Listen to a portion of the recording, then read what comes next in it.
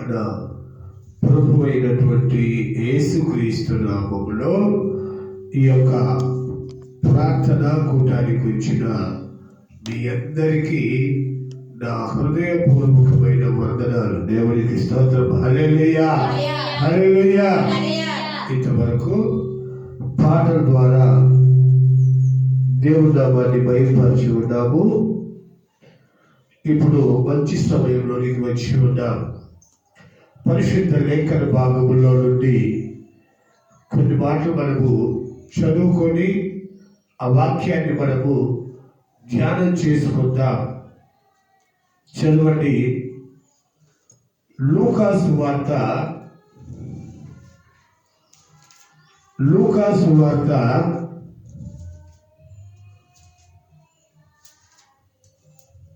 2వ అధ్యాయము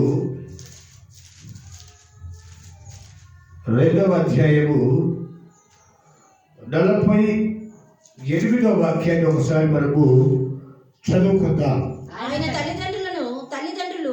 ఆయన తల్లిదండ్రులు ఆయనను చూచి మిక్కిలి ఆశ్చర్యపడిరి. దేవునికి స్తోత్రం. హల్లెలూయా, హల్లెలూయా. యేసు ప్రభువుల వారిని తల్లిదండ్రులు చూసి ఆశ్చర్యపడ్డారంట. ఎందుకు ఆశ్చర్యపడాలి? ఆయన కొడుకే కదా. మరి ఆశ్చర్యపడాల్సినంత అవసరం ఏమొచ్చింది అని మనం ఆలోచించినట్లయితే, ఆయన వయసులో ఉన్నటువంటి పిల్లలు చేయవలసిన పనులు చేయటం లేదు. చాలా గొప్ప పనులు, ఆశ్చర్యకరమైన పని అక్కడ చేస్తున్నట్టుగా రాసి ఉంచాడు. ఏం చేస్తున్నాడయ్యా అంటే,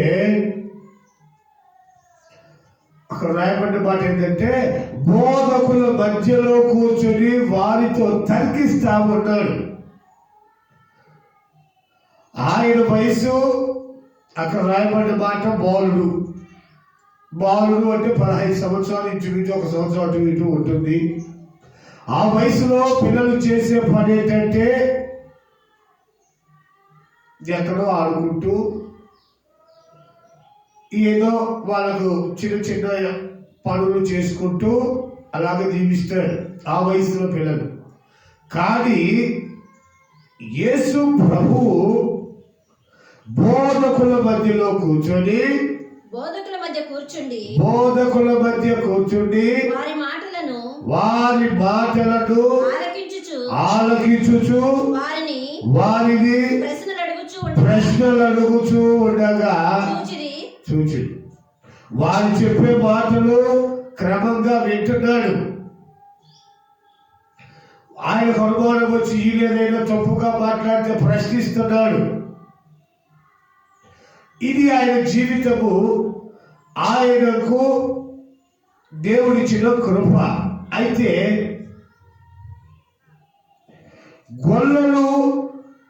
గొల్లలు యేసు ప్రభు పుట్టాడని తెలుసుకొని ఆయన గురించి చూసి మాట్లాడేదానికి వచ్చినప్పుడు ఆ మాట కూడా ఉంటుంది. చదవండి. లూకాసు వార్త 2వ అధ్యాయము 14వ వాక్యం ఒకసారి చదవండి. 14. సర్వోన్నతమైన స్థలములలో దేవునికి మహిమయు ఆయనకిష్టమైన మనుషులకు భూమి మీద సమాధానమగుడు. 18 ఒకసారి. 18 గొర్రెల కాపరులు తమతో చెప్పిన సంగతులను చూచి ఆ సంగతులను గూర్చి విన్న వారందరూ మిక్కిలి ఆశ్చర్యపోయారు. యేసు ప్రభు పుట్టినప్పుడు మొట్టమొదటిగా సువార్త మానవు వెళ్ళినది గొల్లల దగ్గరికి. ఆ గొల్లలు యేసు ప్రభువును చూసి ఆ ప్రకాశమానమైన వెలుగుతున్నటువంటి ఆ చిన్న యేసయ్యను చూసి పరవశముతో ఆనందముతో గంతులు వేస్తూ అనేకులకు వివరించారంట. మేము లోకరక్షకుడిని చూశాము, ఆయన మెస్సయ్య, ఆయన దేవుడు, రాజాది రాజు, ప్రకాశమానమైన వెలుగులో దేవదూతను చూశాము, ఇవి వీటికి ముగ్గురుతో అని అనేకులకు ప్రకటిస్తుంటే వారు ఆశ్చర్యపోయారంటే జనులు. ఇక్కడేమో ఆయన చేసేటువంటి పనులు చూసి తల్లిదండ్రులు ఆశ్చర్యపోయారు, ఆయన పుట్టుకను చూసి జనులు ఆశ్చర్యపోతున్నారు. బాగా గమనించండి,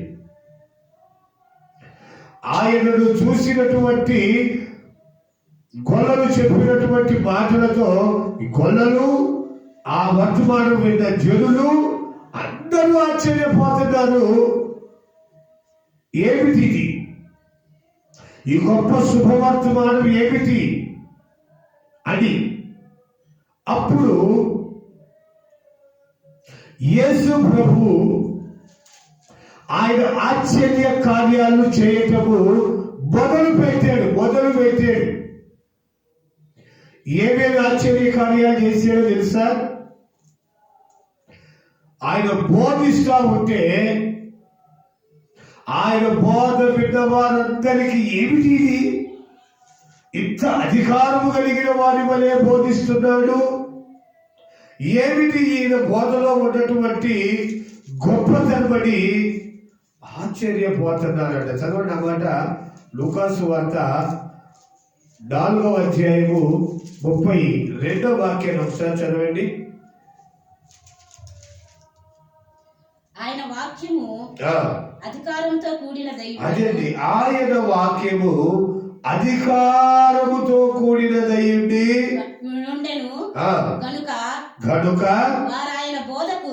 వారు ఆయన బోధకు ఆశ్చర్యపోతున్నారు. ఎంతమంది ఆయన పుట్టుకల గురించి ఆశ్చర్యపోయారో చూడండి.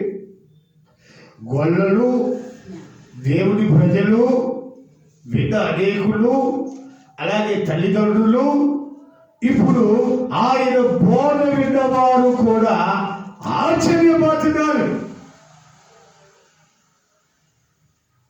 ఏమిటి ఈయనలో ఉన్నటువంటి ఆ గొప్పతనం ఏంటి?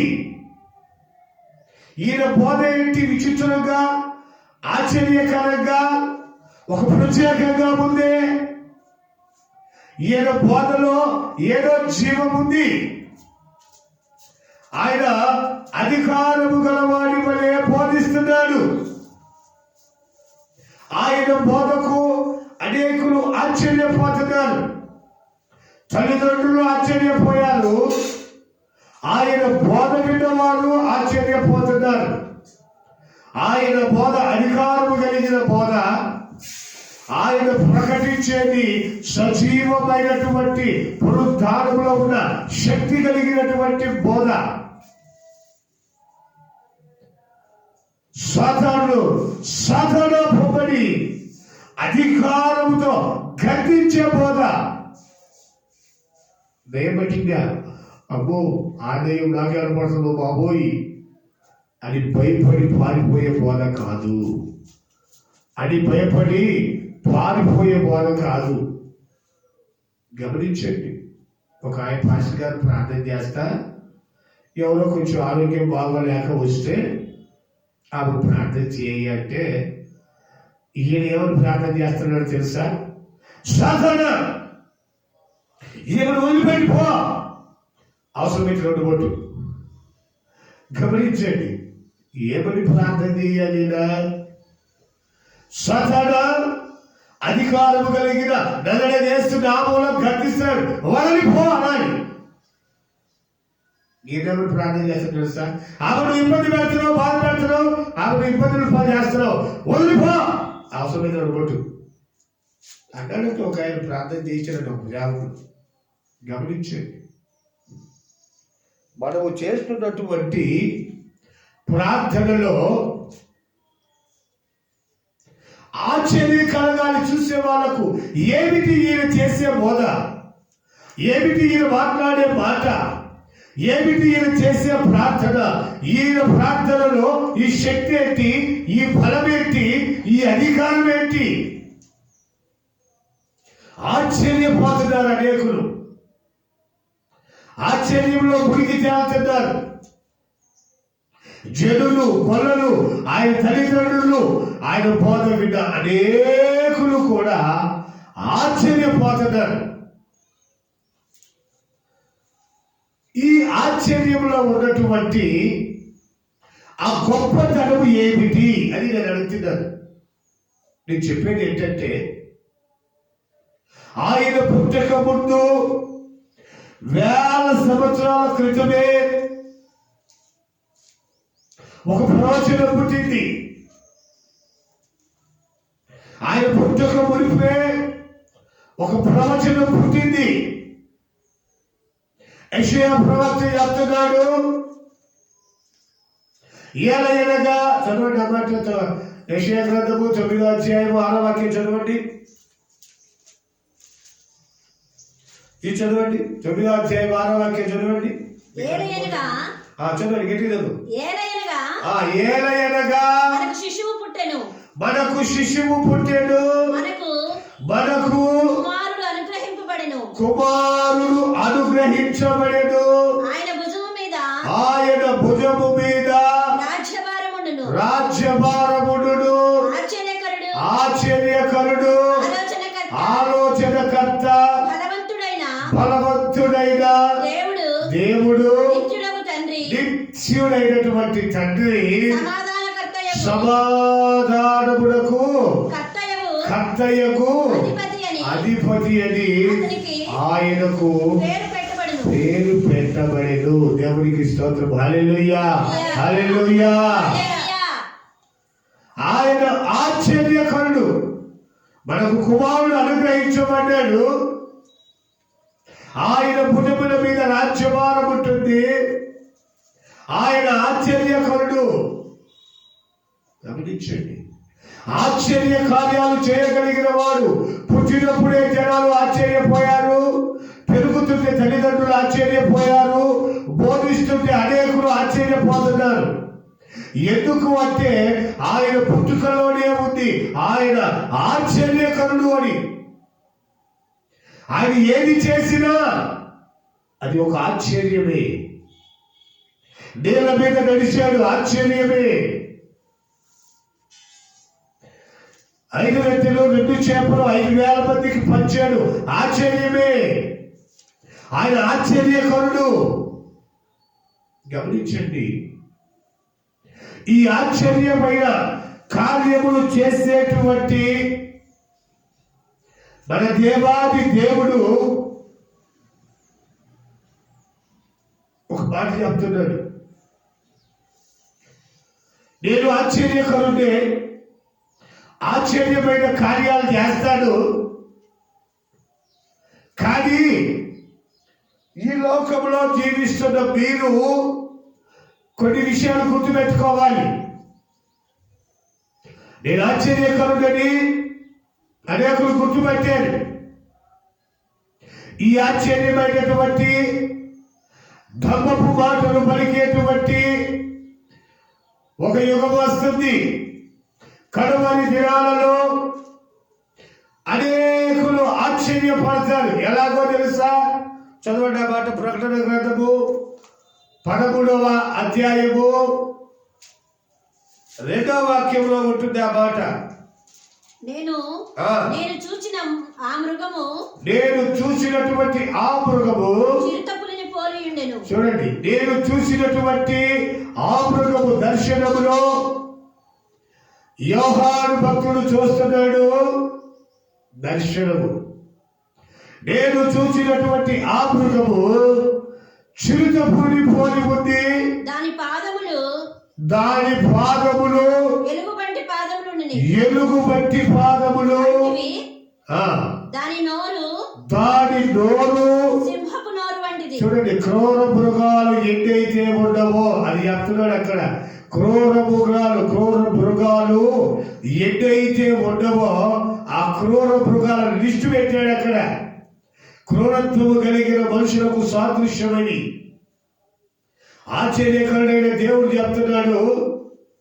దాని రూపమేమో చిరుతపులి, దాని పాదములేమో ఎలుగుబట్టి, దాని ముఖమేమో సింహపు ముఖము.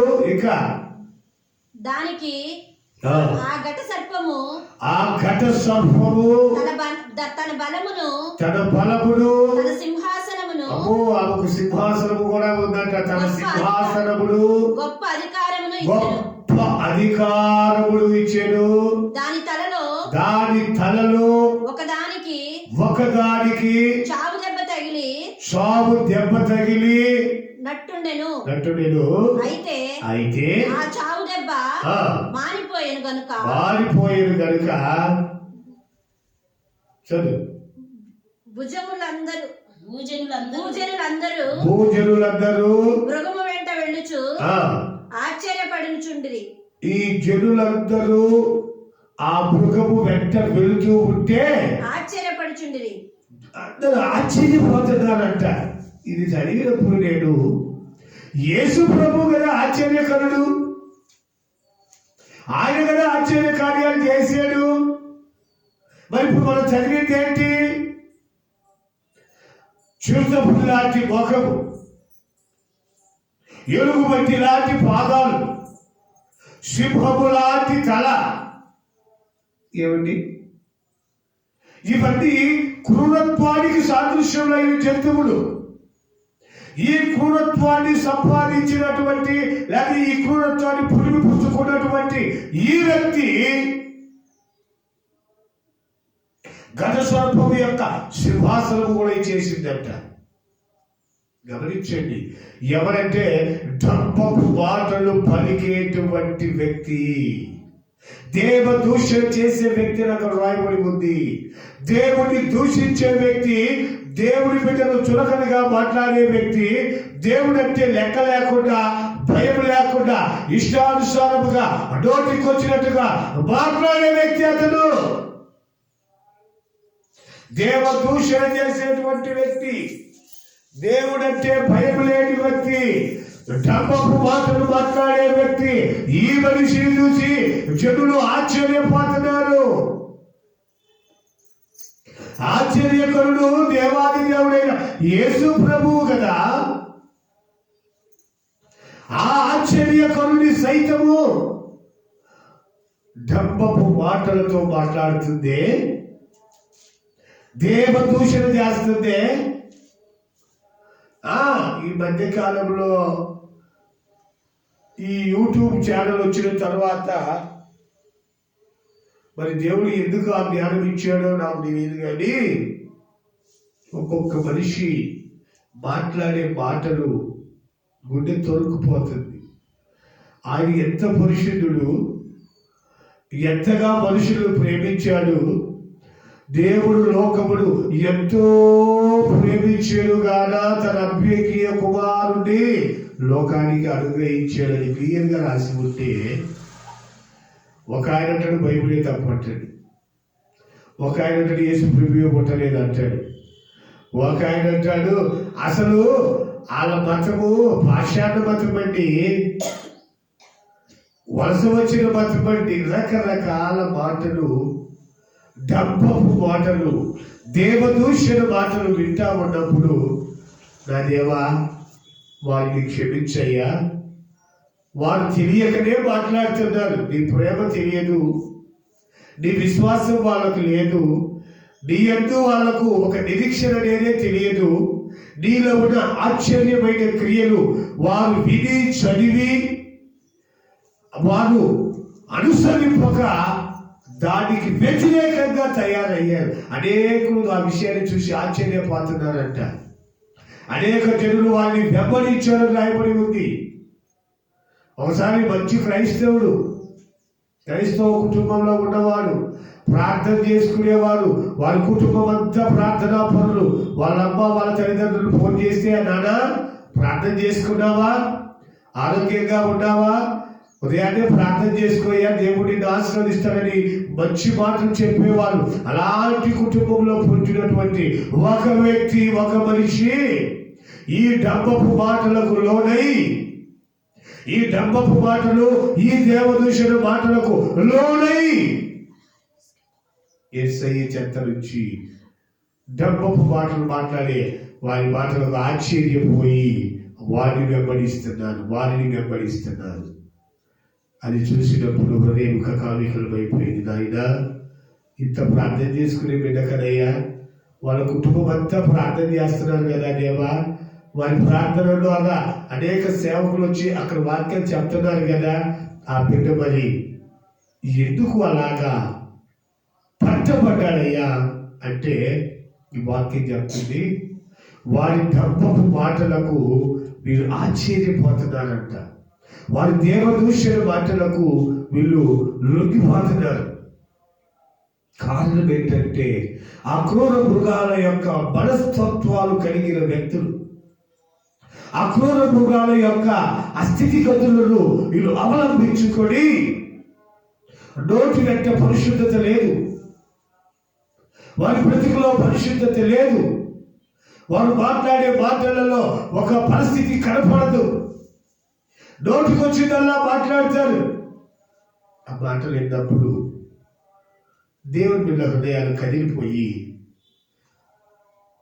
దేవుడికి ప్రార్థన చేస్తా ఉన్నాం. దేవా, ఏమిటి నాయనా ఈ యొక్క పరిస్థితి, వారి జీవితం ఏమిటి, వారు నరకానికి వెళతారేమో అన్నప్పుడు దేవుడు చెప్పే సమాధానం ఏంటంటే, వారి డబ్బపు మాటలు మాట్లాడేదానికి వారికి ఒక సమయం ఇచ్చారు. ఆ మాటలు వారు మాట్లాడేదానికి ఒక సమయం వచ్చింది. వాళ్ళు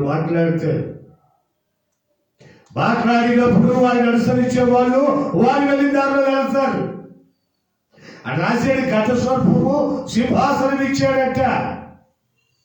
గమనించండి, ఘట స్వర్పము సింహాసనం ఇచ్చాడట.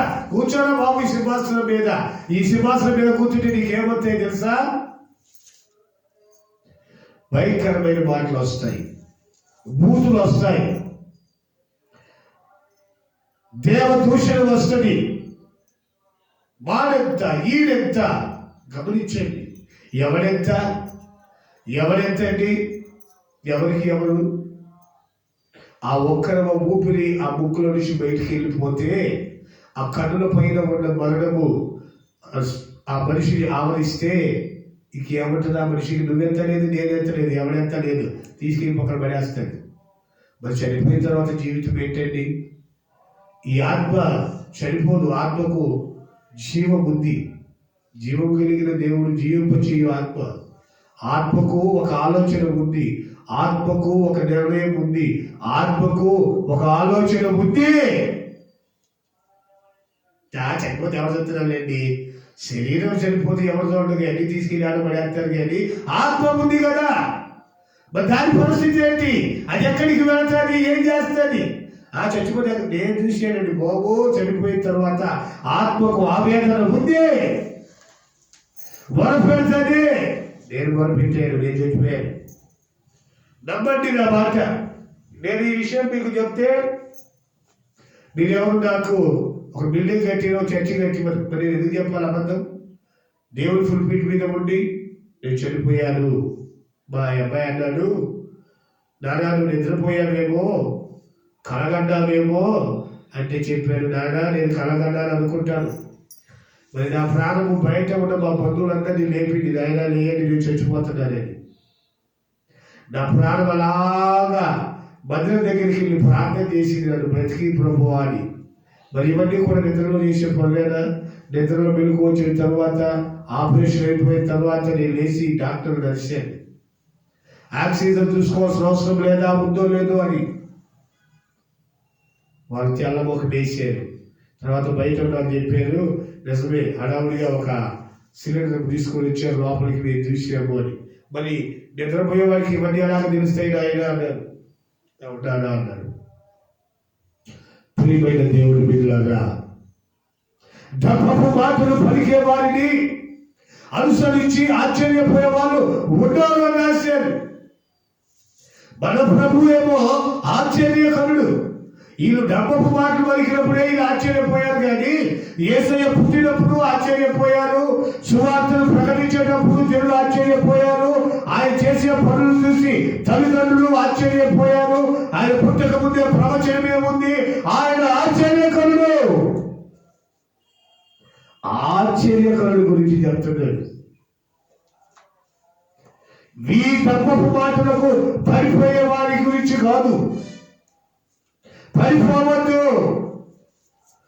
వారు చిరుచపురి వంటి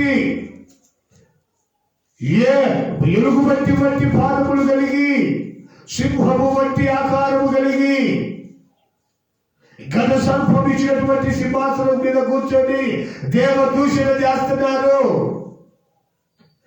కాబట్టి ప్రియమైన దేవుని బిడ్డలారా, వారిని చూసి మీరు ఆశ్చర్యపడి దేవుని కృపకు దూరము కామాకండి. వారిని చూసి మీరు ఆశ్చర్యపడి అసలైన ఆశ్చర్యకరుని వదిలిపెట్టద్దు. ఇది శాశ్వత జీవం, ఇది శాశ్వత రాజ్యం. యుగ యుగములు ఉండేది యేసయ్య రాజ్యము, సాతాను రాజ్యము కాదు. సాతాను రాజ్యము ఒకనాటికి అంతమవుతుంది. ఎందుకంటే ఇది అన్యాయముతో కూడుకున్నది, అక్రమముతో స్థాపించింది, దుర్మార్గతతో నడిపించబడుతుంది. నాలో గమనించండి. కారణం ఏమిటంటే వారు ఆ యొక్క భూతుల మీద, దేవదూషణ మీద పునాదులు వేశారు. పరిశుద్ధత మీద, పవిత్రత మీద వారు పునాదులు లేవు. పునాదులు కూలిపోయే రోజు ఒక రోజు వస్తాయి. మనకెందుకు? నేనేం చెప్తున్నానంటే, డబ్బపు మాటలు పలికే వారిని చూసి కొంతమంది ఆశ్చర్యపోయారంట. ఆశ్చర్యపోయే వారు వారిని వెంబడిస్తున్నారు. జీవితం పతనావ స్థితిలోకి వెళ్ళిపోతుంది. కనుక ప్రియమైన దేవుని బిడ్డలారా, ఆయన ఆశ్చర్యకరుడని యెషయా ప్రవక్త ద్వారా పలికాడు. గొల్లల ద్వారా విన్నవారు ఆశ్చర్యపోయారు. ఆశ్చర్యకరుడని దేవుని యేసయ్య తల్లిదండ్రులు ఆశ్చర్యపోయారు. ఆయన జ్ఞానమైన పనులు చూసి ఆయన బోధ విన్న వారందరూ ఆశ్చర్యపోయారు. ఈయన బోధ అధికారముతో కూడినదని. ఇంకో మాట కొట్టండి. లూకా సువార్తలోనే 8వ అధ్యాయము 25వ వాక్యంలో ఒక మాట ఉంటుంది.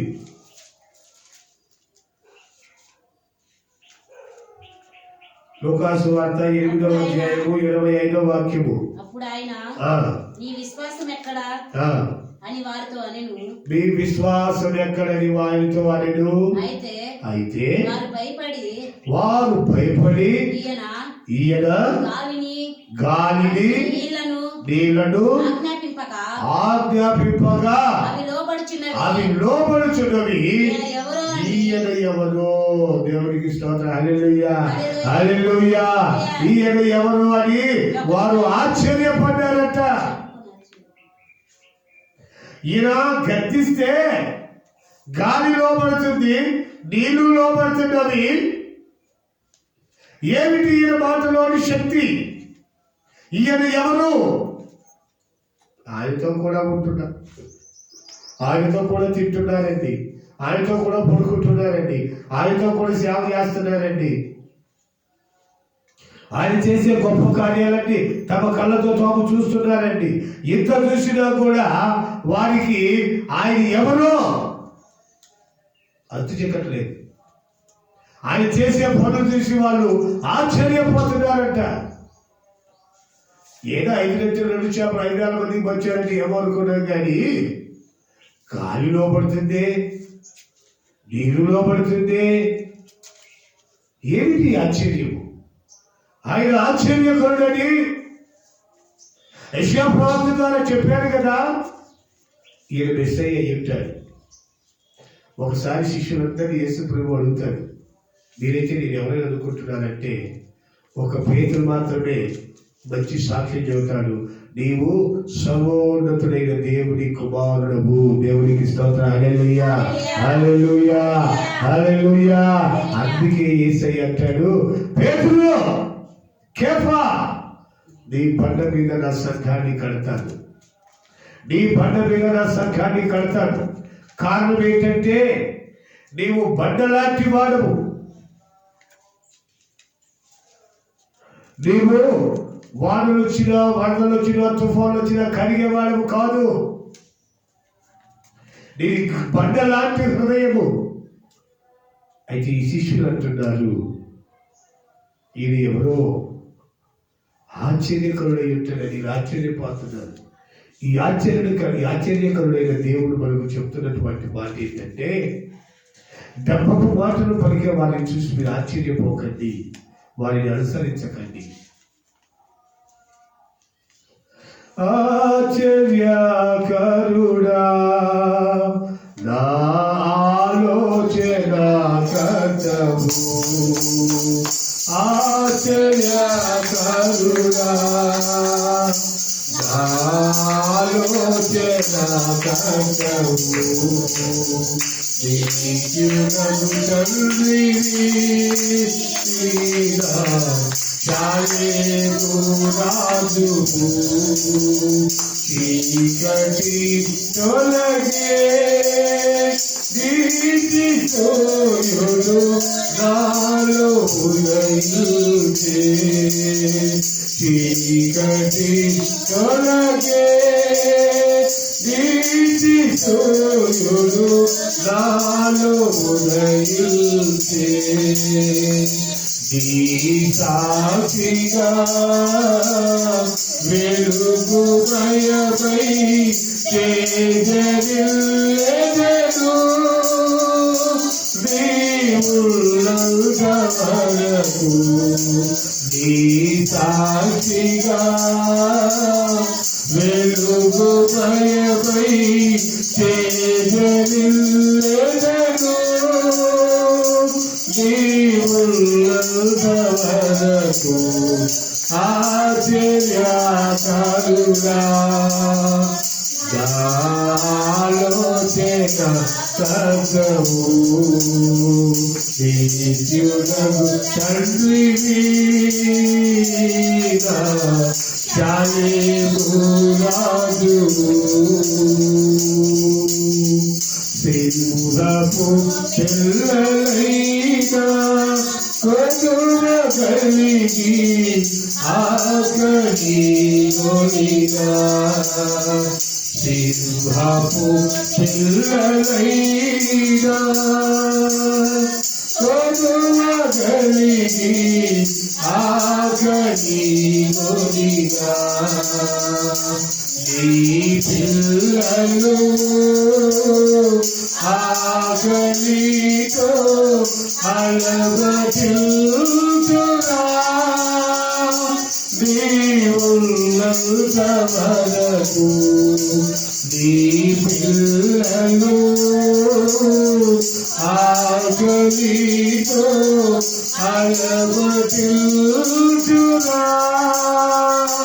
నీవున్నంత వరకు ఆశ్చర్యకరుడా ఆలోచన కర్తవు, నిత్యుడగు తండ్రివి చాలేము రాజువు. హల్లెలూయా. ఆశ్చర్యకరుడైన దేవుడైన ఆశ్చర్యకరుడైన దేవుడి గురించి ఇంతమంది సాక్ష్యం ఇస్తున్నారు. ఆయన ఆశ్చర్యకరుడు అని ఆశ్చర్యపోయారు.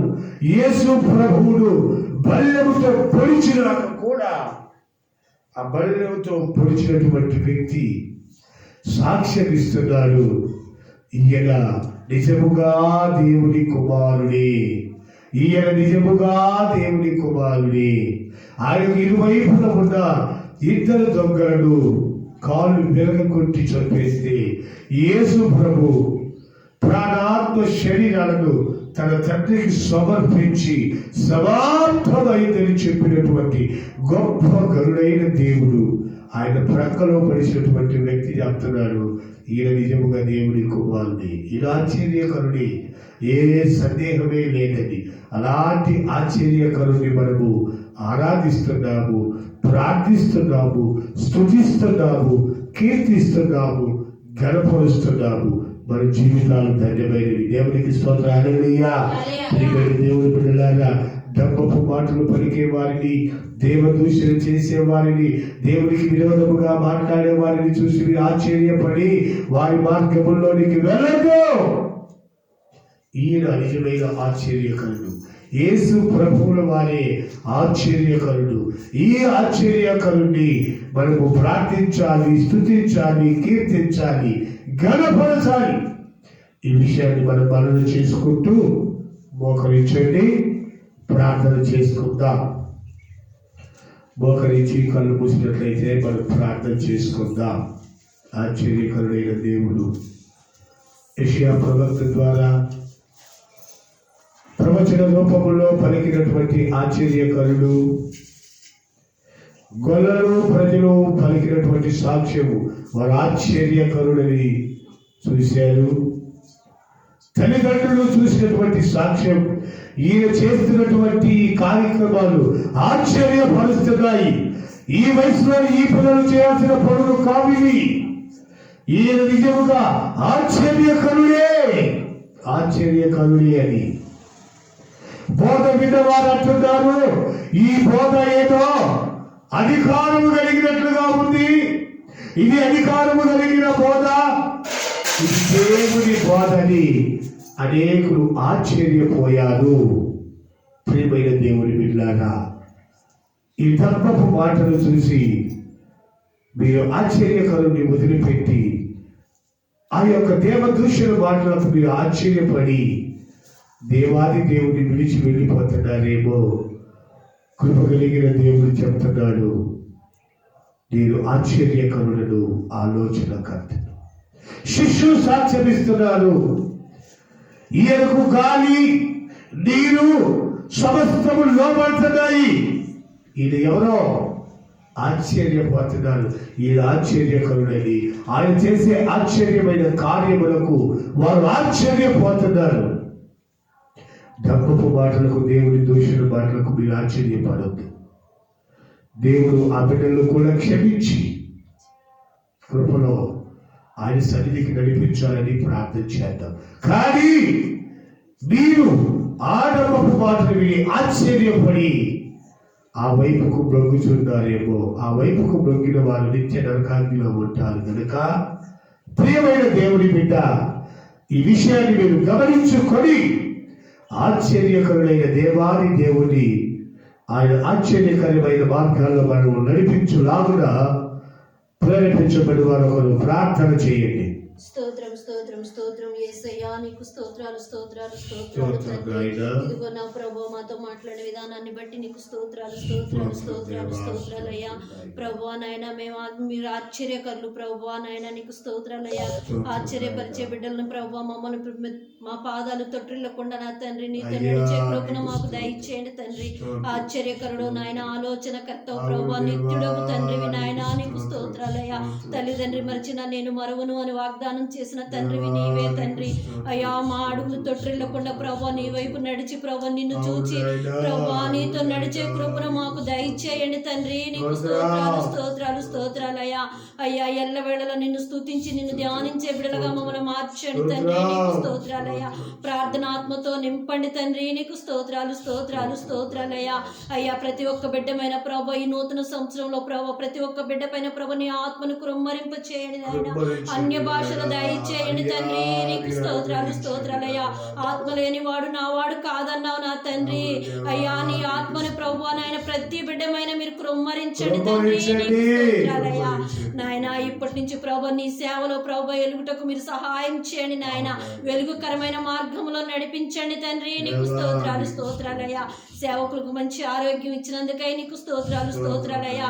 ఇంకను ప్రభు నీ పరిచయంలో వాడుబడే కృపను మాకు దయచేయమని యేసయ్య పరిశుద్ధ నామం పేరిట అడుగుచున్నాను తండ్రి. ఆమేన్. దేవుడు మన ప్రార్థన ఆలకించి ఆశ్చర్యకరుడైన దేవుడు మన ఆశ్చర్యకరమైన మార్గాల్లో ఆయన ఉన్నత సన్నిధానంలోకి చేర్చలాగును. స్తోత్రాలు చెల్లిద్దాం. స్తోత్రాలు స్తోత్రాలు స్తోత్రాలు స్తోత్రాలు స్తోత్రాలు స్తోత్రాలు స్తోత్రాలు. రీతిగా ఈ నలుపు ప్రార్థనలో పాల్గొన్న ప్రతి ఒక్కరి దేవుడు ఆశీర్వదించి రాలేక వెనుకబడి మరొక పర్యాయం నడిపించి అదే రీతిగా రైల్వే స్టేషన్ కాలనీలో ఉన్న దేవుని బిడ్డ కుటుంబాలన్నింటినీ, సుందరయ్య కాలనీలో ఉన్న దేవుని బిడ్డ కుటుంబాలన్నింటినీ, ఎస్టేట్ లో ఉన్న దేవుని కుటుంబాలన్నింటినీ, డ్రైవర్స్ కాలనీలో ఉన్న దేవుని బిడ్డ కుటుంబాలన్నింటినీ దేవుడు ఆశీర్వదించి 2025 సంవత్సరంలో ఉన్నత మార్గాల్లో మంచి మార్గాలు నడిపించబోతున్న దేవునికి స్తోత్రాలు చెల్లిద్దాం.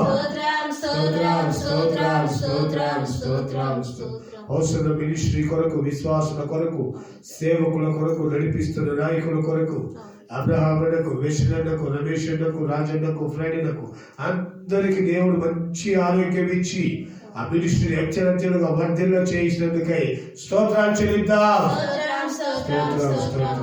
తండ్రి, కుమార, పరిశుద్ధాత్మ త్రియేక దేవునికి స్తోత్రాలు చెల్లిద్దాం. పరిశుద్ధ జీవాన్ని ప్రతి స్తోత్రం నాయన.